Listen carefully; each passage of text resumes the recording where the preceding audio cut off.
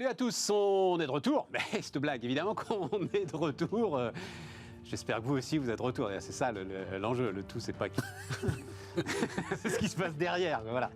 Bref, en tout cas, on est de retour. Meilleurs vœux, évidemment, tout ça, machin. Mais on va en parler alors, de cette année 2023. Je ne sais pas si vous avez regardé. Le président de la République a eu quand même il a commencé en disant c'est quand même bizarre les vœux, parce qu'on parle d'un futur que par définition on ne connaît pas.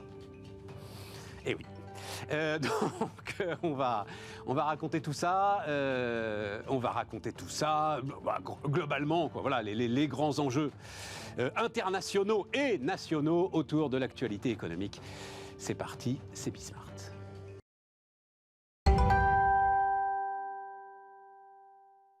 Donc, on va faire tout ça avec Wilfried Galland. Salut Wilfried. Salut Stéphane. Stratégiste Montpensier Finance avec Bertrand Martineau. Salut Bertrand. Bonjour. Conseiller emploi de l'Institut Montaigne. Voilà, avec vous deux, je suis tranquille.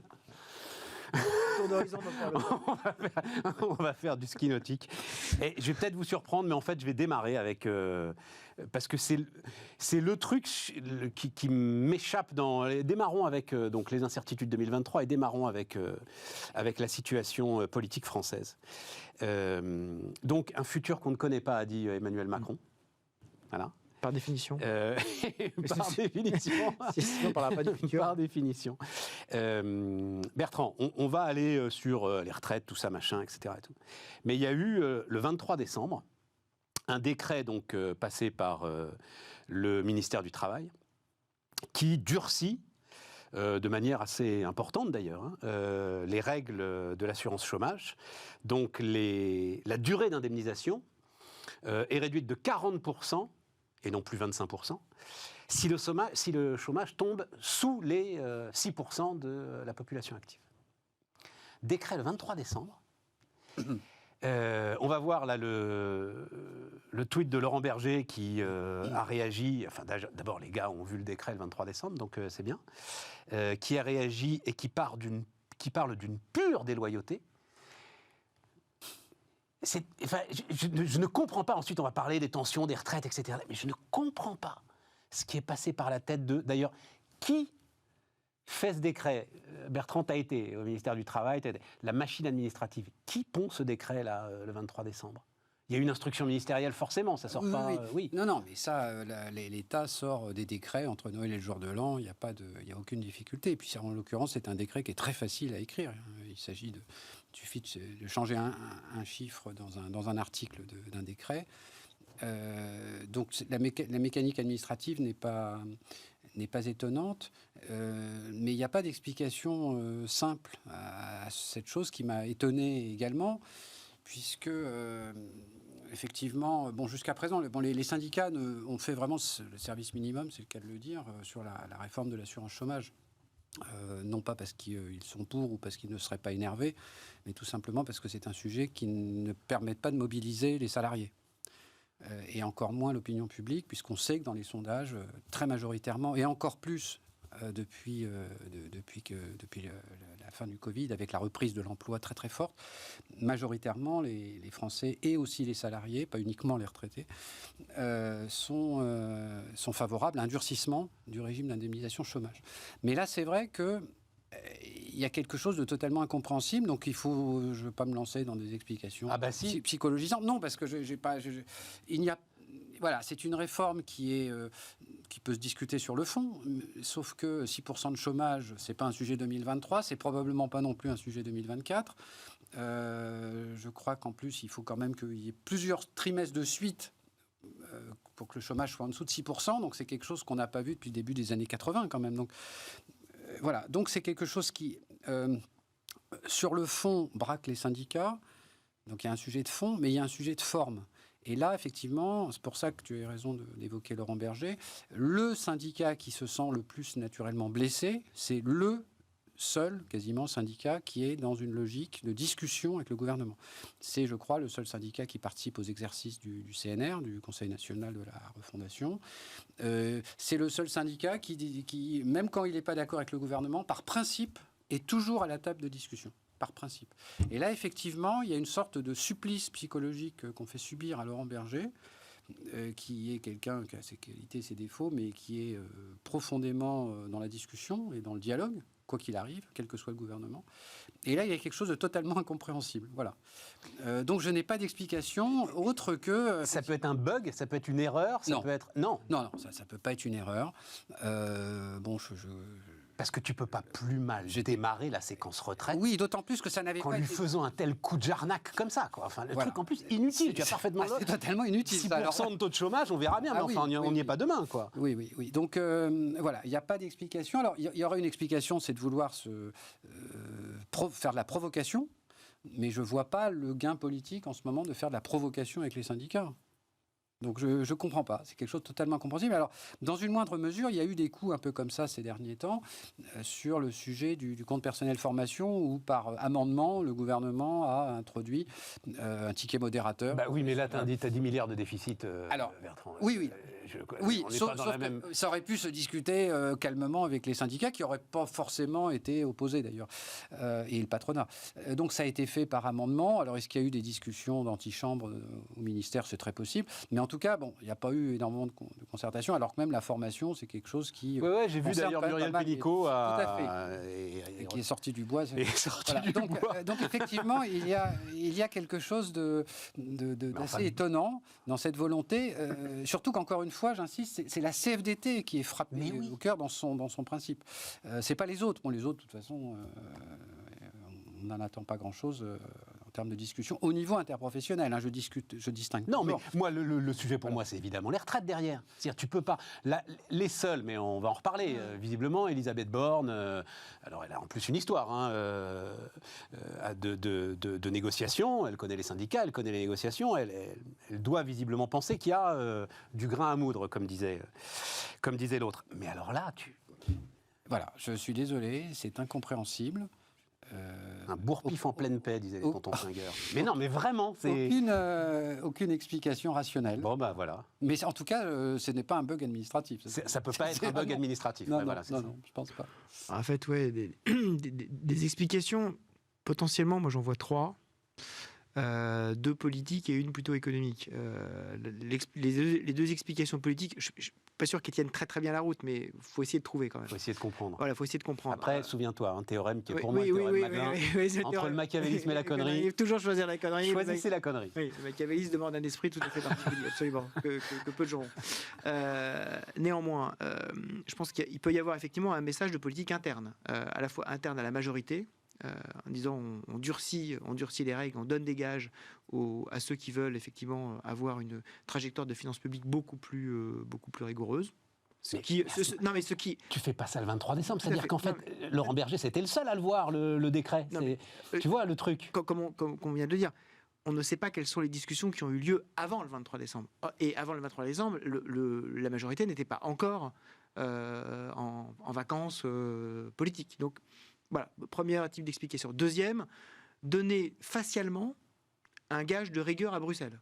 En disant, on sait que ça ne sert à rien, au moment on leur dit, attendez, vous dites que nous ne sommes pas rigoureux, regardez l'effort considérable que nous sommes prêts à faire pour tailler dans notre modèle social. Alors qu'effectivement, il n'y aura rien qui se passera véritablement. Parce que, précisons dans le même temps, on n'a pas réussi à faire voter cette fameuse loi programmation budgétaire qu'il faut envoyer à Bruxelles. Exactement. Et on n'y arrive pas. Et donc ça permet d'avoir un gage. Pas mal. Ça permet d'avoir un gage. Le troisième élément, plus politique, mais pourquoi pas, on parlait avant de plus économique. Jusqu'à présent, on parlait de ce niveau de diminution de 40% avec 5% de taux de chômage. C'était un peu ce qui était en train de...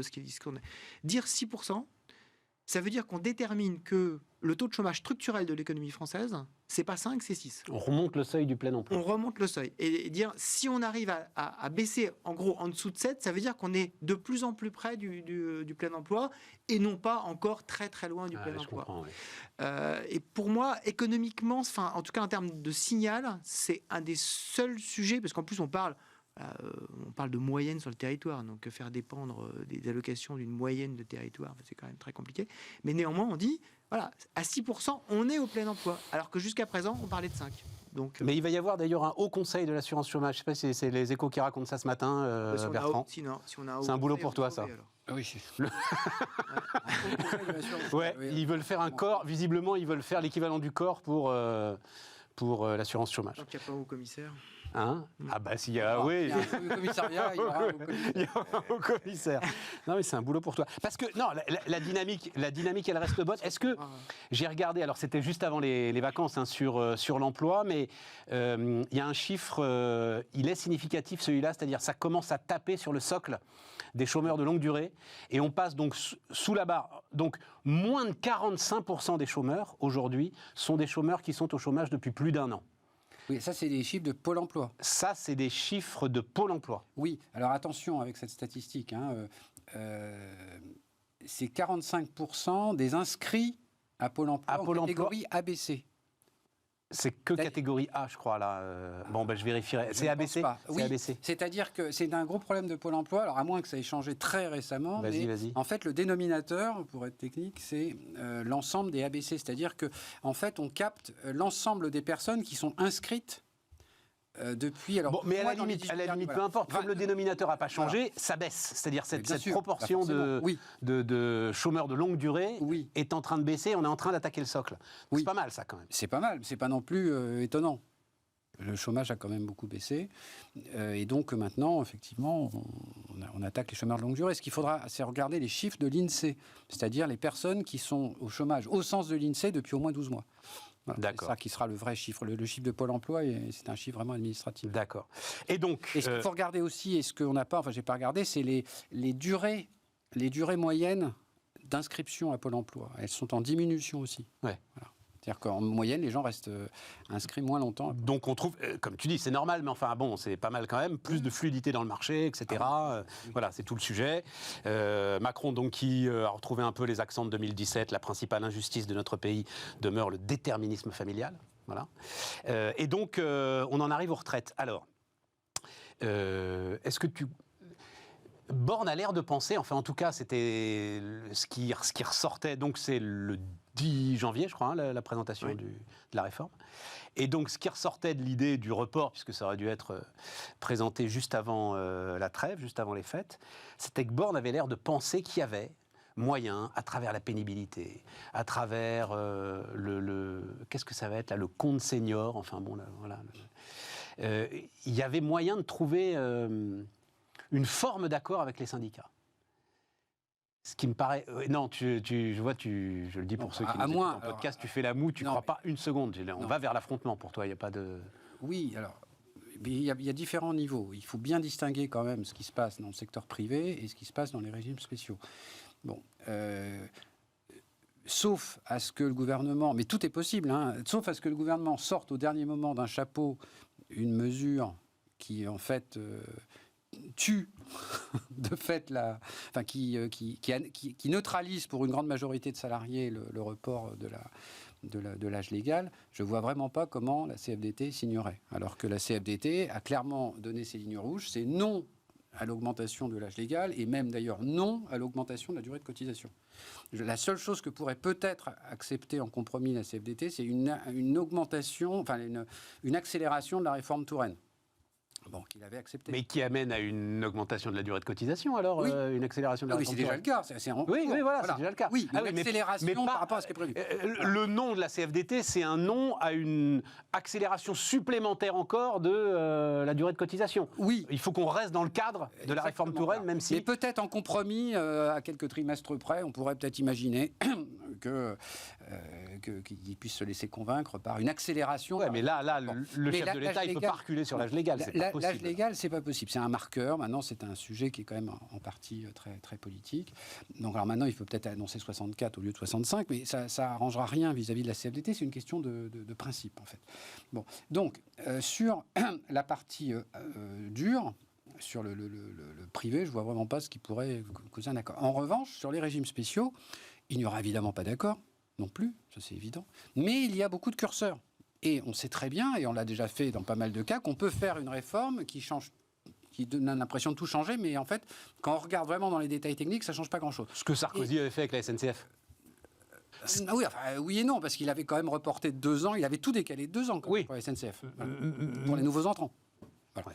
Donc, on peut imaginer, il y a tout un tas de curseurs. Il y a effectivement l'âge légal pour qui est maintenant de 52 ans, par exemple, pour les conducteurs. Est-ce qu'il va être reporté à 55 ou est-ce qu'on va a priori, l'idée, c'est plutôt de le reporter pour l'instant. Mais il y a d'autres curseurs plus subtils. Par exemple, le niveau qui est très important pour la RATP et la SNCF, c'est le niveau du départ à taux plein.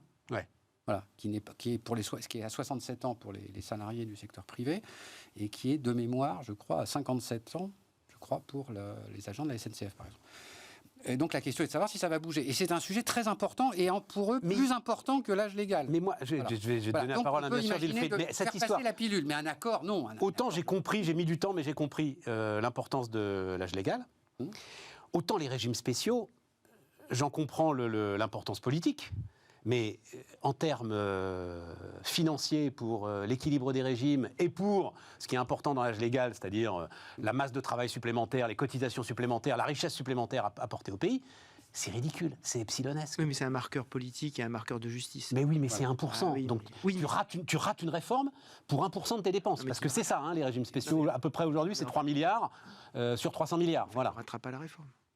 Il ne faut pas oublier que depuis 1995, toutes les réformes des retraites sont passées, toutes, sans aucune exception. Ouais. Donc avec les drapeaux, toutes.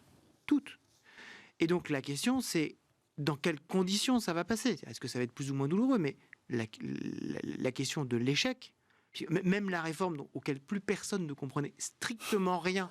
Enfin, à la fin, c'était juste devenu une usine à gaz tellement dingue. Le seul slogan de campagne qui m'est un peu enthousiasmé. La seule chose qu'on avait compris, c'est que ça ne redressait pas. Non, mais c'était chaque euro cotisé donnera droit au même droit. Mais quel beau slogan républicain. C'était magnifique. Et magnifique. En fait, on l'a tellement tordu à la fin que même certains disaient dans les toutes dernières. J'étais assez proche de ceux qui négociaient. En fait, dans les tout derniers packages, par exemple, pour certaines entreprises publiques, c'était plus favorable que la précédente réforme. C'était devenu complètement fou. Et donc, effectivement, on va se retrouver là avec le débat classique qui va se focaliser sur, en tout cas dans les conséquences sociales sur les régimes spéciaux, parce que c'est eux, en fait, qui vont porter les grèves. C'est jamais les salariés du privé qui se mobilisent là-dessus. Et la question, ça va être comment est-ce que, en dehors de la SNCF, parce que la SNCF est un peu à part, puisque finalement, le statut est fini, c'est-à-dire que oui, c'est en train de s'éteindre. Donc en fait, changer aujourd'hui, si on dit que c'est la clause du grand-père, en fait la SNCF n'est pas vraiment concernée. Donc ils feront probablement des actions par solidarité, mais voilà, par solidarité, on sait qu'on est quand même généralement un petit peu moins motivé que quand on est concerné directement. La question, c'est tous les autres, et en particulier aujourd'hui. Les électriciens casiers. On sait qu'on a quand même un léger problème énergétique dans notre pays. On n'a pas du tout envie qu'on ait des centrales qui soient débranchées. Au plein cœur de l'hiver, tout est possible. Tout est possible. Donc la question, c'est comment... Non. Là, tu as la réquisition. Si tu veux, autant on a compris qu'avec les trains, c'était compliqué la réquisition, et c'est tout à fait normal que ce soit compliqué. Sur l'énergie, je pense que là, tu n'as pas un tribunal qui ira refuser la réquisition. Et ce qu'on a vu dans les derniers manifestations, par exemple, contre les retraites ou d'autres sujets, c'est qu'on a eu des baisses de tension quand même. On a eu des baisses de tension sur le réseau. Donc, oui, il y aura des réquisitions, mais dans quelle mesure? Une fois qu'on aura eu un accident... D'accord, c'est intéressant. Non, mais parce que c'est vrai que c'est un focus qu'on n'a pas. On est polarisé sur les transports. L'autre élément... pour mettre une petite touche de pessimisme... oui, on en manque. C'est vrai. Non, mais il n'y aura pas d'accord avec les syndicats. 2, c'est même pas le sujet. C'est-à-dire que les syndicats de ces entreprises, de toute façon, ne contrôlent pas les troupes. Alors, donc l'avenir est particulièrement incertain puisque ça va dépendre en fait. Ça, c'est la leçon de la grève SNCF, ça. Oui, mais c'est pas c'est une tendance lourde. Donc en fait, on va dépendre finalement d'une dynamique auto-organisée qui va se déclencher ou pas. Voilà. Mais il y a qu'à la télé, peut-être à 20h sur TF1 ou ailleurs, qu'on pense qu'on se met autour d'une table avec les représentants des confédérations nationales et qu'on arrête une grève à la SNCF. Enfin, ça fait quand même au moins 20 ou 30 ans que ça se passe plus comme ça. Depuis les années 90, on va dire. T'as vu ce chiffre que j'ai vu au moment donc de la grève des contrôleurs là Donc, la constitution des CSE, Comité social et économique, donc ça, c'est Pénicaud, les CSE aussi, voilà, c'était dans le même... a fait disparaître à la SNCF 70% des représentants du personnel. Il y en avait donc énormément quand même. Il y en avait énormément. Mais ça veut dire que le suivi, c'est un peu comme ça qu'ils expliquaient le fait qu'ils se soient un peu fait prendre par surprise par ce qui s'est passé au moment de Noël. Parce que y a beaucoup moins de suivi et beaucoup moins de remontée de terrain, etc. Je pense comme Bertrand que en fait, c'est une dynamique qui était déjà à l'œuvre depuis déjà pas mal de temps. Ce qu'on a vu, c'est que là, effectivement, ça s'est matérialisé de façon très brutale et avec en plus la reconnaissance, et c'est assez rare pour le souligner, la reconnaissance par exemple d'un Laurent Berger de dire au moment où les accords étaient signés, en disant c'est pas du tout nous, nous on y est vraiment pour rien. Ouais. Donc en général, au moins, on feint d'organiser un minimum les choses. Là, la CGT, oui. Voilà, là, il y avait même plus cet esprit de dire, on va quand même justement faire semblant de dire qu'on est autour de la table et qu'on se dit tous en tant que gens responsables qu'il est temps d'arrêter, ce qui était quand même le minimum puisqu'ils ont absolument tout lâché. Les syndicats sur ce sujet ne maîtrisent pas les troupes, et puis deux, de toute façon, ce qui se joue derrière le conflit des retraites, c'est pas les retraites. On est sur des sujets beaucoup plus généraux et politiques. Voilà, donc, comment ça, ce qui se joue derrière le conflit des retraites, c'est pas les retraites. C'est le rapport au travail, c'est des insatisfactions, c'est des frustrations, c'est tout un tas de sujets qui sont très bien analysés par quelqu'un comme Jérôme Fourquet, là, qui était encore... qui est partout, qui est partout en ce moment. Parce Vous avez Jean Covici pour le climat et Jérôme Fourquet pour la politique. Mais c'est vrai qu'il est intéressant. Et, évidemment, il est passionnant. Et très clairement, voilà, le sujet, évidemment, c'est quelque chose qui est très amusant, parce que quand vous interrogez les Français, alors là, on a des sondages sur de très nombreuses années, est-ce que vous êtes satisfait de votre travail? Réponse, depuis les années 2000, entre 75 et 80%, oui. Ouais. Entre satisfait et très satisfait. Ouais. Bon. Et ces mêmes personnes, si vous les interrogez, est-ce que vous êtes d'accord pour relever de quelques trimestres l'âge de départ à la retraite? À 90%, c'est non. Moi, j'ai non, parce que tu mets les retraités. Les retraités, non, en gros. Le Via Voice que j'ai... Ah oui, je veux dire les actifs.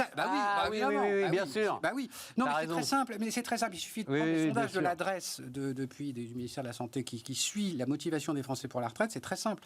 Au total, vous avez, en gros, un peu moins de 70% des Français, y compris des gamins de 18 ans ou des gens de 95 ans, qui sont au total opposés à relever l'âge légal. 55%, dit Via Voice, le dernier sondage. Oui, c'est pas ce que dit l'adresse depuis de nombreuses années. Ouais, j'avais été surpris, moi, par 55%. Tu te dis, putain, c'est pas beaucoup. On est plutôt sur 2 tiers de refus. Et quand vous interrogez les actifs au travail, on est plutôt sur quasiment 90% de refus. Ouais. La majorité, d'ailleurs, de manière amusante, ne sont pas les seniors, mais c'est d'ailleurs les jeunes, dont le taux de refus est encore plus important. Bon, il y a quelques petits paradoxes. Voilà. Mais effectivement, quand vous interrogez les retraités, ils sont très partagés, je crois, c'est à peu près 50-50.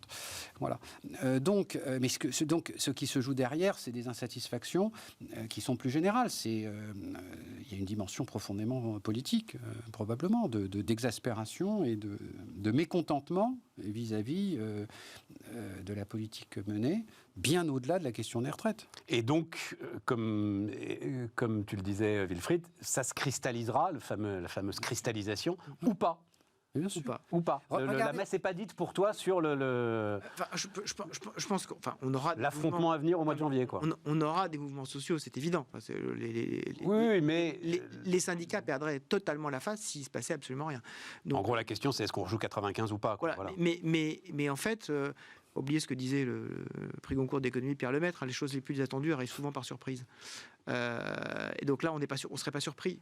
Tu nous as quand même inventé un prix Goncourt d'économie, là. Non, le prix Goncourt de littérature. J'ai mélangé le prix Nobel, Goncourt. Et donc Pierre Lemaître disait effectivement les choses les plus attendues arrivent souvent par surprise. Sacré gauchiste d'ailleurs. Tout à fait. Le Pierre Lemaître en question. Et donc voilà. Allez voir son compte Twitter si vous voulez. Peut-être que vous aimez ses romans. Moi, évidemment, ses romans sont merveilleux. Oui. Mais alors, tu vas voir son compte Twitter. Le gars est très très marqué. Très intéressant. Et en fait, c'est vrai qu'on est sous. C'est un peu comme en économie. Quand il y a un consensus sur voilà effectivement ce qui va arriver, en général, c'est pas exactement ce qui arrive. Ouais. Donc oui, il y aura des éléments qui vont se tendre et qui vont avoir des éléments de blocage. La question, c'est comment est-ce que tout ceci va se mettre en forme. Et comme l'expliquait très bien Bertrand, à un moment, comme on a une espèce d'auto-organisation, on ne sait pas d'ailleurs d'où ça peut véritablement venir, qu'est-ce qui peut arrêter ou pas les choses. Je pense qu'on rentre dans un univers très brumeux d'une certaine façon, c'est-à-dire on voit absolument pas comment est-ce que ça va se dénouer. Simplement, on voit qu'il y a une grande détermination de la part du politique à avancer. Et donc, comme sa détermination ne fléchira probablement pas, il y aura effectivement des actions en face. Donc, alors, il y a le sujet de la santé, de l'hôpital qui pourrait réapparaître, parce qu'il y a le sujet du départ en retraite, notamment des aides-soignants ou des infirmières dans les hôpitaux publics. Bon. Et puis, à cette occasion, pourrait se cristalliser aussi des mécontentements à l'hôpital. Il y a d'ailleurs des mouvements qui sont prévus, indépendamment du système de retraite, mais tout ça pourrait converger. Voilà, donc tout ça est totalement incertain, mais c'est d'autant plus incertain que le système est complètement auto-organisé. À un moment, est-ce que... Enfin,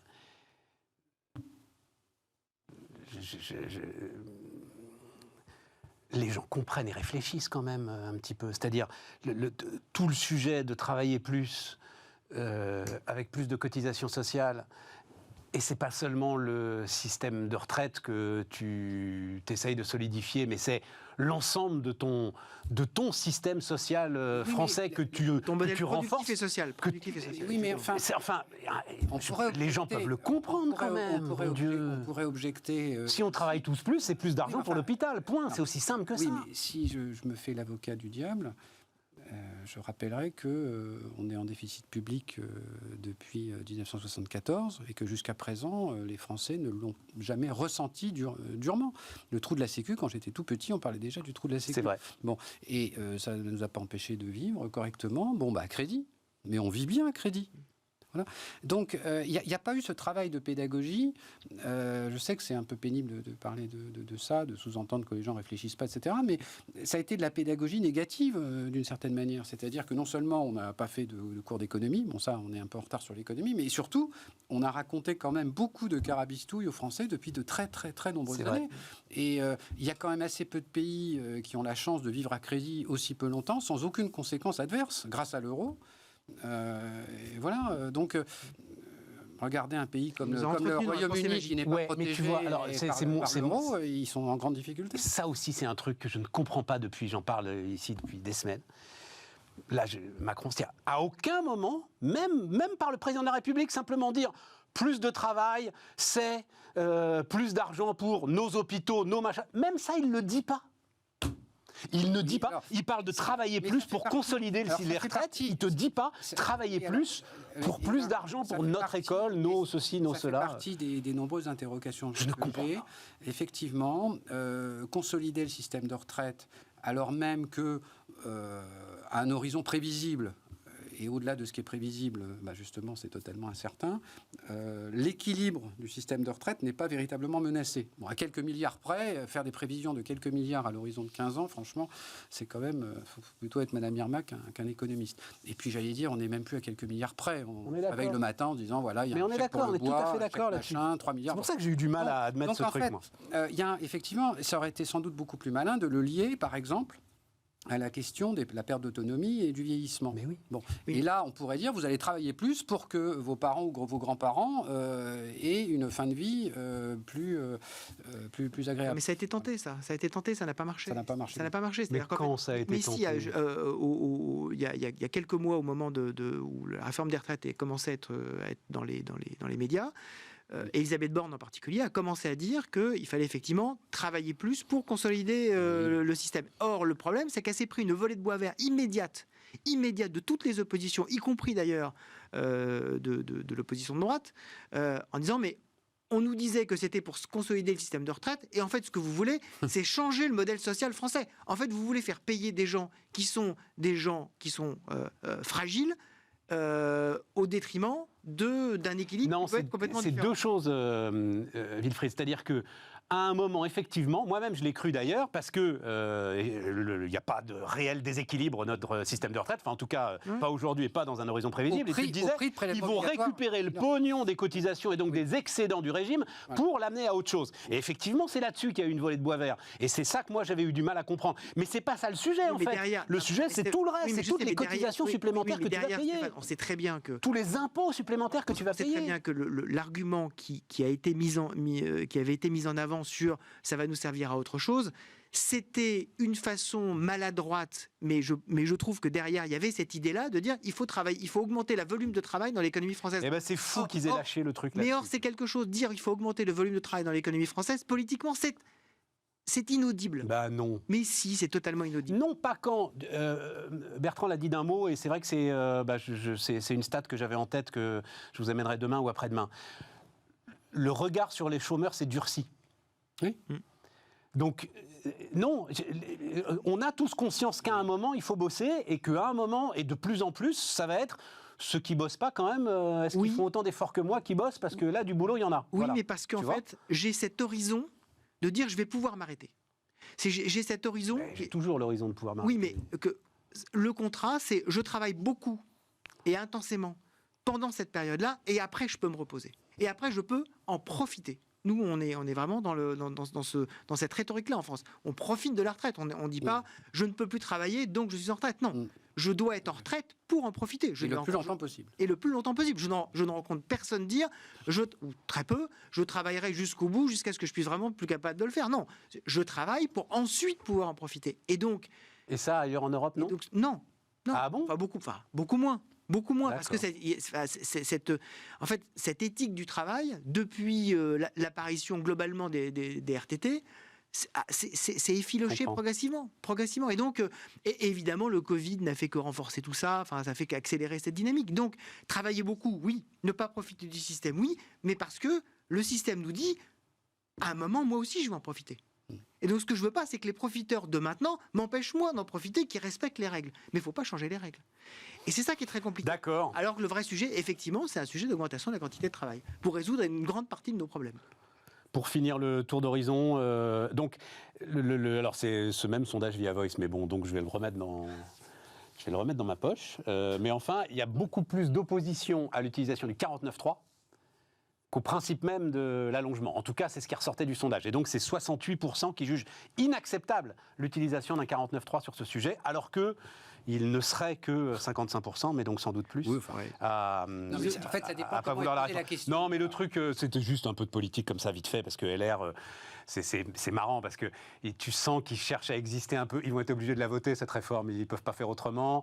Donc, tu as Ciotti qui essaye de faire un espèce de palier. J'ai pas bien compris, mais c'est d'abord 63, puis 64. Enfin bon, ils essayent de trouver un truc à dire pour exister. Alors que ça fait 20 ans qu'ils disent... c'était le programme Fillon, c'était le programme Pécresse, c'était le programme... Enfin bon, voilà, quoi.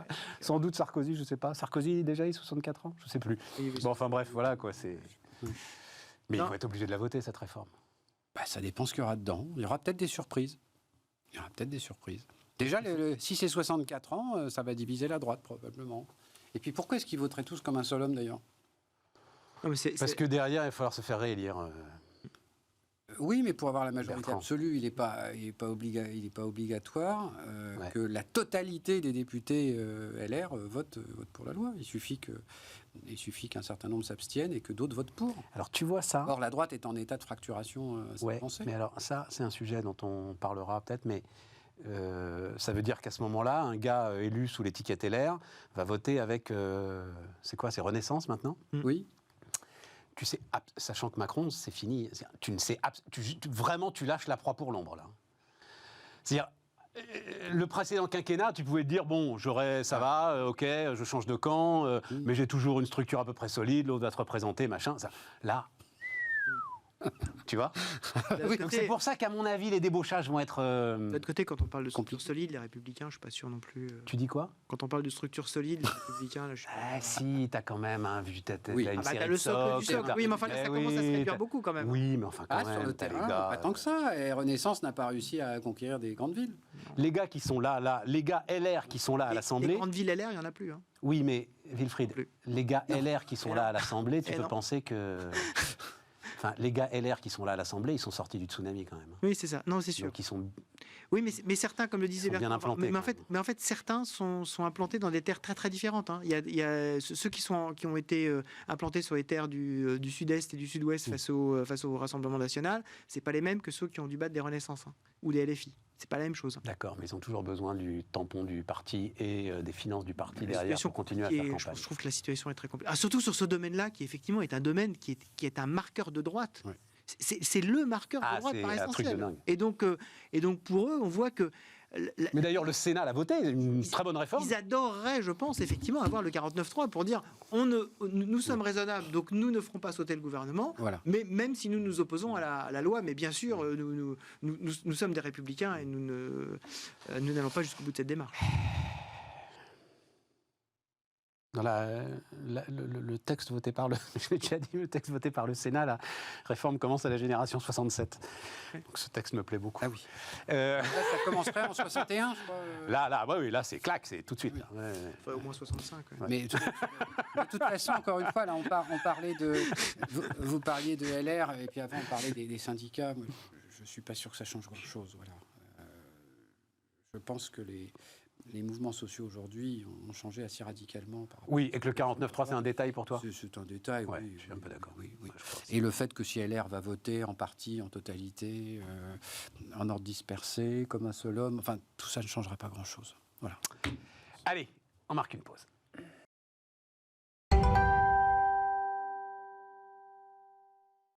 Bien, on repart. Alors, l'autre sujet, c'est la Chine, en fait, non ? Oui. Très gros sujet. Oui. Ouais. En fait, économiquement, c'est effectif, et peut-être même politiquement, géopolitiquement, mais en tout cas, économiquement, c'est sûr que c'est le sujet planétaire de 2023. Je reçois régulièrement ici Laurence Daziano, qui donc connaît très très bien le sujet, vient nous voir, etc. Et donc la dernière fois, on discutait du zéro Covid, de ce qui se passait, hein, et elle disait, mais il n'a pas le choix. Il n'a pas le choix, il n'a pas de vaccin, il n'a pas le choix, il est obligé de faire comme ça et tout. Et il avait un autre choix, c'était finalement laisser mourir tout le monde. Quoi. Ouais, parce que... ouais. Mais non, mais c'est terrible, mais c'est ça, c'est complètement dingue. Ouais. Bah, en fait, je pense qu'on parle parfois de pivot pour des politiques de banque centrale. Là, le pivot Covid, il a été juste extraordinairement spectaculaire. On est passé du zéro Covid à tout Covid. Voilà, à 100% Covid. Le pari des autorités chinoises étant que ça va passer très vite. Et qu'en fait, à la fin des vacances du Nouvel An chinois, c'est-à-dire autour du 25 janvier, tout ça sera derrière eux. 1 million de morts, immunité collective. Et on passe à autre chose. Et en fait, le diagnostic, c'est que la pression à la fois économique et sociale devenait telle, puisqu'on a quand même eu des émeutes filmées où on avait des citoyens qui ont détruit des stands Covid en criant à la démission de Xi Jinping. C'est quelque chose de totalement ahurissant pour la Chine. Et donc, face à ça, les autorités ont complètement basculé. Et toute la question qui se pose maintenant, c'est est-ce que ce pari va être gagnant ? C'est-à-dire qu'effectivement, on n'aura pas de nouveaux variants plus dangereux et qu'on sera sur une immunité collective extrêmement rapide. Enfin, gagnant, attention, parce que ça veut dire 1 million de morts quand même. Enfin, gagnant, mais... économiquement, oui, économiquement. Oui, voilà, c'est quand même d'un cynisme ahurissant. Si je veux même pousser encore plus loin de cynisme, vous savez que la Chine, c'est le 5e pays le plus vieux du monde. En fait, en laissant courir totalement le variant, vous réglez une partie de vos problèmes de dépendance et de système de vieillesse chinois, puisque c'est essentiellement les plus de 80 ans qui sont touchés. Voilà, comme ça, dans votre pyramide, vous réglez une partie de votre problème de votre pyramide, une pierre deux coups. Et puis ensuite, vous pouvez gentiment passer à autre chose et inaugurer l'année du lapin d'eau avec les... C'est l'année du lapin d'eau ? C'est l'année du lapin d'eau, exactement. Et le lapin, c'est... Je sais pas ce que c'est, moi, un lapin d'eau. Alors, le lapin, l'eau, c'est... l'année dernière, on était en tigre d'eau, l'année prochaine, on sera en dragon d'eau. Mais le lapin, c'est le signe qui est le plus adaptable dans la cosmogonie chinoise. C'est celui qui, en fait, sait identifier les dangers, s'adapte, et c'est pour ça que c'est un symbole de paix et de longévité en Chine.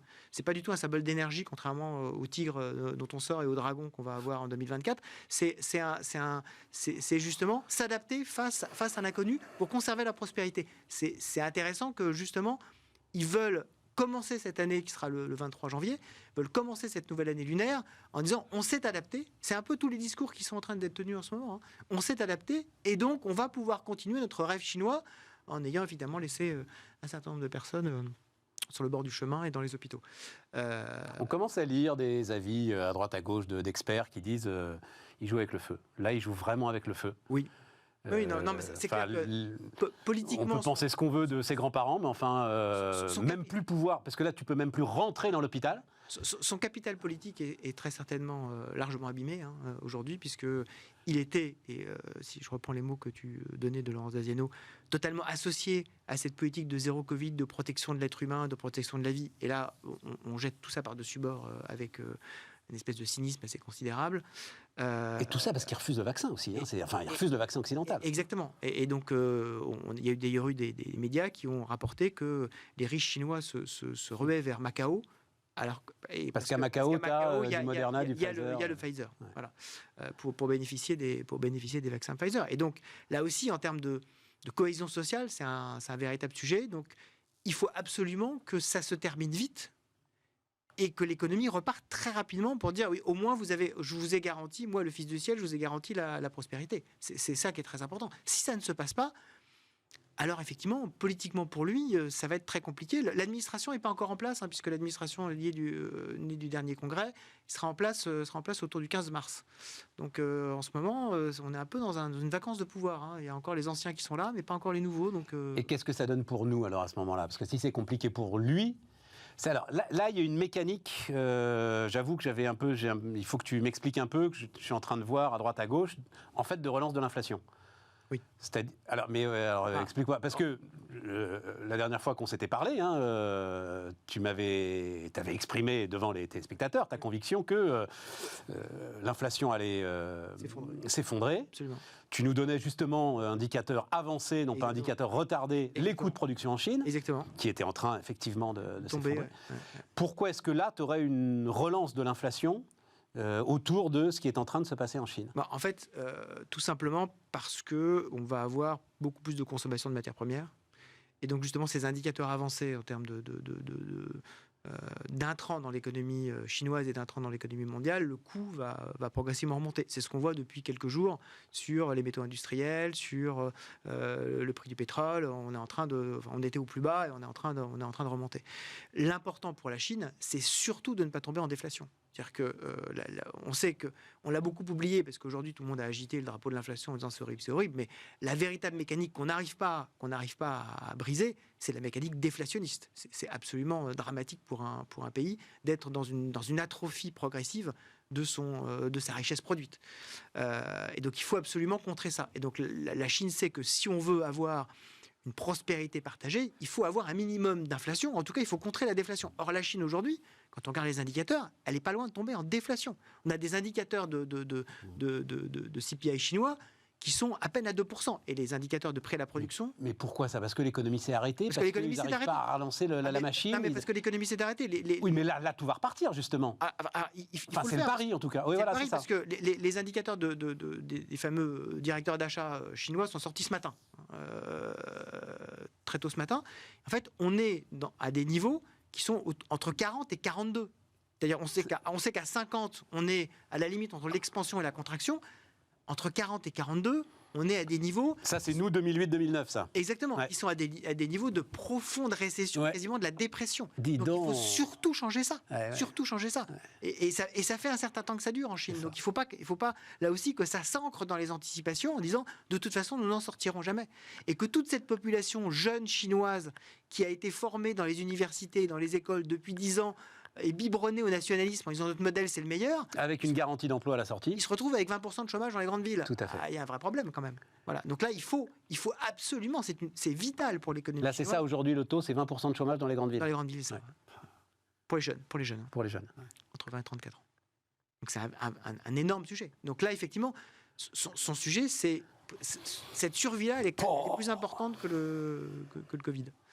Et pour nous, donc relancer la machine à toute force. Et donc donc pour nous, s'il réussit son pari, ça va dépendre de l'équilibre qu'il va trouver. C'est-à-dire que si effectivement on a une poussée trop forte des matières premières, ça risque de relancer l'inflation chez nous.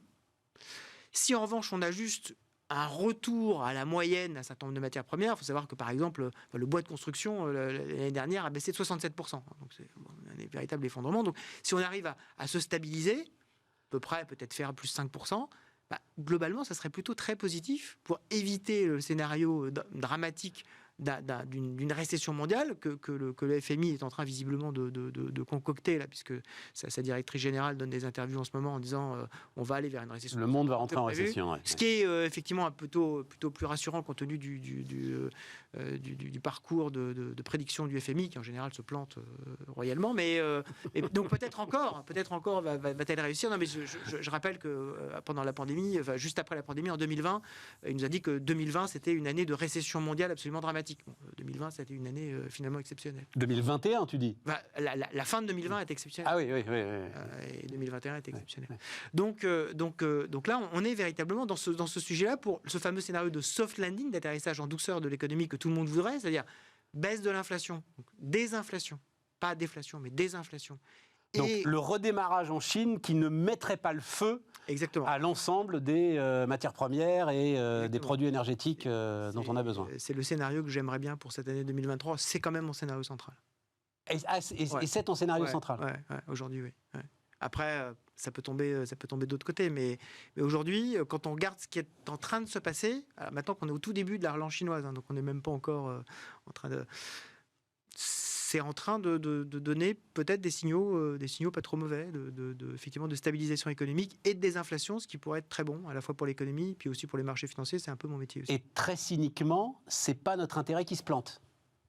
Non. C'est-à-dire, c'est pas notre intérêt que tout ça tourne vinaigre et qu'il y ait une vraie situation de révolte au cœur de la Chine. Sauf si on pense que seule cette situation de révolte pourrait permettre d'éviter une action envers Taïwan. Ça, c'est le scénario géopolitique. Ouais, c'est-à-dire qu'effectivement, plus ils sont affaiblis, oui, ça c'est clair. Voilà, ils ne vont pas non plus lancer sur tous les fronts. Mais non, c'est certainement pas notre intérêt. Bertrand, comment tu regardes ça ? Oh, j'ai pas de. Ouais, tu regardes ça comme moi. Voilà, c'est ça, on s'instruit. Oui, tout à fait, on s'instruit. C'est très intéressant. On s'instruit. Non, moi, ce que je vois au niveau du marché du travail, c'est qu'il va y avoir un pic d'inflation en France, si j'ai bien compris, courant janvier. Ouais. Pas un pic, je ne sais pas si ce sera un pic, en tout cas, l'inflation. Enfin, en France, oui. Il y a de bonnes raisons de penser que voilà, ça devrait redescendre un peu après. Peut-être pas beaucoup, mais il y aurait un pic en janvier. Ça va correspondre à la fois aux annonces politiques sur les retraites. Ça va être le moment aussi des négociations annuelles obligatoires dans les entreprises qui ont commencé en décembre et qui sont assez tendues. Et puis, de toute façon, quoi qu'il arrive, les salaires réels sont en train de baisser. Enfin, sauf au niveau des bas salaires. Au niveau des bas salaires, mais c'est un vrai sujet, ça. Mais au niveau des classes moyennes, évidemment au-dessus, les salaires diminuent. Oui. Et en fait, le pouvoir d'achat ne se maintient, en France d'ailleurs, contrairement à beaucoup d'autres pays, que parce que l'État compense par les finances publiques. Mais ça va avoir une fin. Et sauf à ce qu'on imagine que le prix de l'énergie va baisser fortement, on va avoir un problème de pouvoir d'achat sur 2023 probablement. Sauf si l'État continue effectivement à compenser ad vitam aeternam. Mais il y a un moment, le réveil va être assez compliqué probablement. Voilà. Et alors peut-être avec un paroxysme au mois de janvier, et ça tombe mal parce que c'est un moment de troubles sociaux par ailleurs. Voilà. Mais effectivement, le sujet là, alors c'était juste avant les fêtes, ça. Je crois que c'était la PEC qui avait dit ça, que les salaires des cadres ne suivaient pas du tout. Tu avais un rétrécissement supplémentaire des écarts salariaux. Oui, tout ça c'est un vrai sujet. Pour plusieurs raisons, c'est essentiellement parce que les négociations salariales sur les cadres sont beaucoup plus individuelles et beaucoup moins déterminées, souvent par des minima de grilles salariales. Donc les grilles salariales sont revalorisées lors des discussions, mais pas en ce qui concerne les cadres. Voilà. Donc en fait, vous avez il y a le pouvoir d'achat au niveau du SMIC qui est totalement protégé. Ensuite, vous avez celui des classes moyennes qui est en partie sauvé par des hausses de grilles dans les branches professionnelles, en partie seulement, donc il y a une baisse, mais voilà. Puis vous avez les cadres. La classe moyenne, tu la mets où ? Tu la mets à 2 500 € par mois, quoi. Oui, quelque chose comme ça, oui, c'est ça, voilà. Et puis vous avez évidemment les cadres qui, eux, sont beaucoup moins bien protégés par les baisses de salaire. Alors là où les cadres s'en sortent mieux, c'est qu'ils sont moins impactés. Ça résulte aussi des travaux de l'INSEE. Ils sont moins impactés par la hausse des prix d'énergie. Voilà. Donc ils gagnent de ce point de vue-là, ils y gagnent. Voilà. Mais c'est-à-dire que l'inflation ressentie par les cadres n'est pas les mêmes que l'inflation des premiers déciles. Mais enfin, quand même. Mais enfin, en termes de salaire réel, oui, clairement. En termes de salaire réel et en termes d'encouragement, donc c'est la principale injustice de notre pays demeure le déterminisme familial. Enfin bref, encouragement à sortir par le travail de sa condition et de sa situation, c'est dévastateur. C'est pour ça que je rebondis sur le mois de janvier. Le fait que l'inflation, semble-t-il, augmente au mois de janvier par rapport au dernier mois, c'est vraiment le plus mauvais moment, probablement. Ce qui sera paradoxalement en total décalage avec le reste de l'Europe. Hein.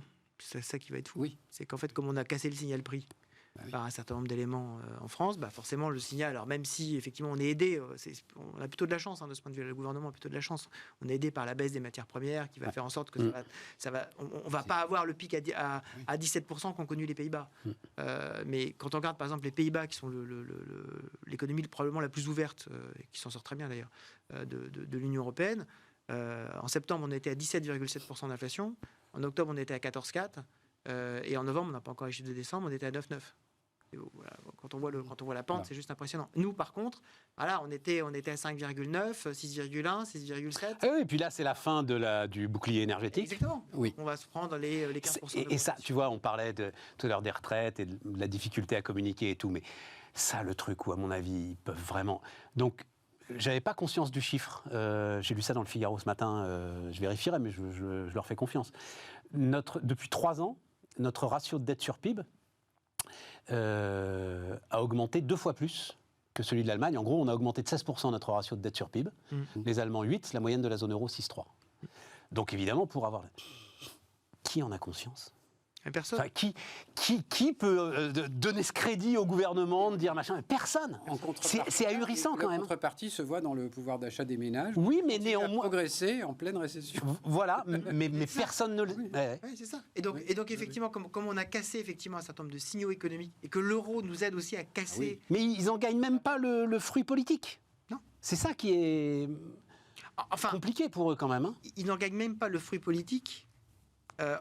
C'est pas totalement vrai si on raisonne en opportunité. C'est-à-dire que quand on regarde ce qui s'est passé au moment de la crise des Gilets jaunes, ce qui a été lâché comme argent... Une dizaine de milliards. Ça a évité juste une énorme crise de régime. Ouais. Et donc, effectivement, le gain politique a été de ne pas voir s'effondrer la République. Oui. Parce qu'à l'époque, autour de la table, on était certains à se dire mais comment est-ce qu'on peut s'en sortir sans dissolution, etc. Le régime a tenu finalement sans trop de dégâts. Au prix d'un endettement effectivement absolument considérable. Et la fin du premier quinquennat de Macron et la fin du Macron réformateur de 2017, c'est décembre 2019 et le fait que je lâche l'argent. Oui, mais c'est rien ce qu'il lâche à ce moment-là, il lâche une dizaine de milliards. Mais c'est le début. C'est le début du barrage qui saute. D'acheter la paix sociale. Et donc après, c'est le quoi qu'il en coûte. Et après, on dit que ça y est, c'est bon. C'est pour ça qu'il faudra voir, pour revenir sur le sujet, il faudra voir quand même dans le détail si dans les annonces du gouvernement, il n'y a pas des petites friandises, éventuellement très coûteuses. Enfin, il faudra voir. Je ne crois pas du tout au système. Simplement, on remonte à 65 ans. Un trimestre par an pour tout le monde. Voilà, j'attends d'avoir la totalité du paquet. Voilà. Un peu comme ce qui s'était passé effectivement la précédente réforme, où on n'y comprenait tellement plus rien qu'en fait. La précédente réforme, parce qu'il y avait tellement de. La seule chose que j'avais fini par comprendre, c'est que après de multiples péripéties, la réforme était globalement à peu près équilibrée budgétairement, au sens où elle ne rapportait plus rien. Elle ne rapportait plus rien. Voilà. Et donc là, à quoi tu penses ? Tu as des idées en tête sur les petites choses qu'il pourrait y avoir et qui pourraient... je ne sais pas ce qui va sortir sur la pénibilité, mais ça peut coûter rapidement très très cher. Par exemple. Donc là, effectivement, pénibilité, belle usine à gaz... C'est 9 critères qui ont été ramenés à 6, c'est ça 10 ramenés à 6, notamment tous les critères de posture, etc., qui sont très très compliqués à mesurer, tout ce qui est aussi les ports de charge, vibration, etc., très donc compliqué. Il faut le noter tout au long de la vie. Voilà. Et donc le remettre là-dedans. Oui, alors on peut imaginer des choses peut-être moins moins administrative, mais il faudra regarder ce qu'ils font sur les carrières longues aussi. Hein. C'est pas un détail, les carrières longues. Voilà, faudra voir comment les curseurs sur les carrières longues évoluent aussi. Oui, mais par rapport à ce qu'on dit, ça va nous permettre de clôturer là-dessus. J'ai compris à vous entendre tous les deux, et c'est très intéressant, qu'en fait, le théâtre d'ombre syndicalo-politique n'avait aucune importance. Donc, ces points de détail que tu nous donnes là, c'est les syndicats qui vont aller les identifier, ce sont des trucs complexes, c'est pas ça qui peut changer la donne par rapport à ce que vous décriviez de colère sociale qui pourrait se lever, quoi. Non, mais ce sont les habitudes de négociation. Ouais. Et en fait, les habitudes de négociation sont très profondément ancrées dans le cortex. Il faut... ça fait partie du théâtre. Ça fait partie du théâtre, c'est je donne des choses à la fin. Le fameux grain à moudre, là. Même si ça ne sert à rien. Marc Blondel, ça, le grain à moudre. Marc Blondel. Même si ça ne sert à rien. Même si c'est ça qui est tout le paradoxe. Oui, alors après, l'incertitude aussi, c'est sur l'habileté ou pas dont fera preuve le gouvernement pour marketer, pour vendre ces friandises. C'est-à-dire que le bon timing. Ils peuvent aussi les présenter de manière très pédagogique en expliquant rassurez-vous, une grande majorité d'entre vous ne partira avant 65 ans, je vais vous le démontrer. Et voilà, il faut regarder. Mais peut-être que je me trompe totalement et qu'on va avoir une réforme particulièrement hard. Mais bon, il y a aussi le scénario intermédiaire où l'annonce est très très hard et que, comme pour la réforme avortée de 2019-2020, il lâche tout un tas de choses catégorielles, notamment sur les fonctionnaires, les catégories actives, etc. Voilà. Et ça peut coûter cher. Les animateurs de radio-télé. Pas sûr. Et ça peut coûter cher. On n'a pas eu le temps, on en parlera demain. La Banque Centrale Européenne va réduire son bilan Elle a déjà réduit le mois dernier de 500 milliards. Voilà, ouais. C'est ça. Mais donc ça veut dire qu'en plus, il n'y a même plus le soutien. Là, on peut pas penser qu'il va y avoir le soutien de la BCE pour aller continuer à nous aider à financer tout ça. C'est-à-dire le réveil dont parlait à la fin de l'année, Bertrand. c'est pas impossible. Ah, oui, c'est ça. À un moment donné, on en je disais, quand les marchés hurlent, même les banques centrales écoutent. Ouais, c'est ça. Bon, on verra ça. On continuera demain cette discussion très intéressante. Pas avec vous, hein, je vous rassure. Mais je vous libère. Mais nous, on sera là et on reparlera de tout ça sur Bismart. Donc, à demain et bonne soirée à tous.